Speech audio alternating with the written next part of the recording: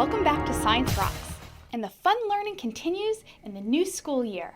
Let's see some of the ways that our students are learning more about STEM. So explore them, play with them, make some sense with them. The Mathematical Mindsets units of study cover the first 13 days of school in kindergarten through 5th grade. And our goal is to develop in the students and the teachers a growth mindset to include lots of lessons and activities that require perseverance and creative thinking and outside the box thinking. We include tasks related to communicating with precision, using robotics and coding, STEM challenges, and lots of opportunities for the kids to talk, to play, to have fun. And our goal is for students to develop a positive disposition toward math that's going to help all of our students engage in math across the rest of the year. You guys take 24 and try to make some groups, and we'll do 24 and try to make some groups. It's important to have a mathematical mindset before we get into the content so that when we do get to the content throughout the year, we're not just, a lot of students will shut down because math isn't their favorite subject, or they just have this feeling that they can't do it, when actually they really can. They just have to persevere and learn how to work through math. All right, last one. Peter, what do you think does not belong? Okay, why does that one not belong? In 1st grade, we saw some students working through a number routine, in this case, which one doesn't belong, and also learning to use manipulatives with the play, explore, investigate routine. So, our rules, what we follow, right, when we use our manipulatives, we play with them, we explore with them, and we investigate with them. In 3rd grade, we saw a similar routine, but students were using pattern blocks to get to know the manipulatives so that when we get to solving problems with them, they feel very comfortable with them.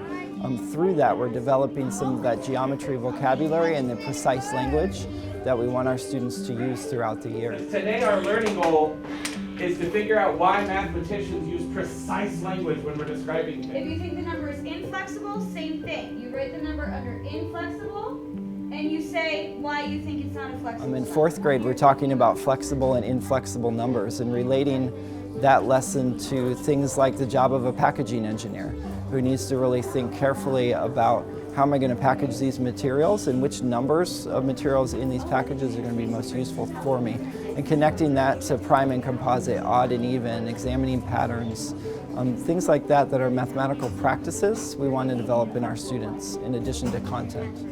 So I've got to make sure everything I tell the robot is right on, step by step, and no mistakes are made. In 5th grade, we did an unplugged coding lesson where kids were asked to work as a programmer and then as a robot to design code in certain cup stack packs. It helps me by understanding how much you have to turn it and how much you have to kind of program the person to do all these movements just by thinking it. So that's how it helped me. One of the things we want to develop in them is this idea that we don't start and end a lesson on the same day. We don't always find the answer by the end of our math class. So sometimes we make mistakes, sometimes we need to work and struggle through. And so they had to really figure out there wasn't a half step on the symbol key. What can we do, and how can we improve the symbol key as programmers, as coders, to make sure our robot understands the communication we're sending? So I've seen my students not just trying to solve a problem one way, but trying to solve a problem another way, and also working with their classmates and sharing ideas with their classmates, where they're able to look at things through a different lens because they have this open mindset and this growth mindset to continue and to push and keep working hard and not give up.